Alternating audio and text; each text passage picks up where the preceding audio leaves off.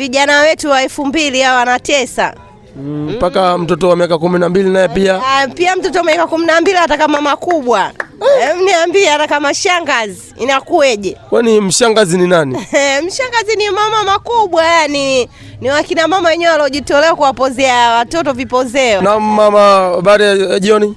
Nzuri babangu, kwema? Kwema tu mamangu. Unaitwa nani mama? Mimi naitwa Salma. AKA Kizeboyu. Wala Ramadhani. Sisi Ramadhani tunaikaribisha babangu.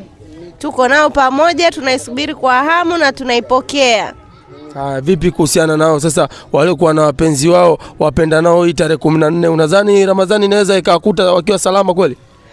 Hapo itakuwa usalama ni mchache. Kwa nini? Siwajua tena wapenda nao, kuna mambo mengi. Vijana wetu wa 2000 hao wanatesa. Mpaka mtoto wa miaka 12 naye pia. Pia mtoto wa miaka 12 hata kama makubwa. Niambie hata kama shangazi inakueje? Kwani mshangazi ni nani? Mshangazi ni mama makubwa, yani ni wakina mama wenyewe waliojitolea kuwapozea watoto vipozeo. Si una watoto? Nao. Kama mtoto akiharibikiwa unamfanyaje ili hawezi kukaa sawa? Mimi nitamwambia mwanangu, huo unakokwenda siko, naomba uende mstari huu.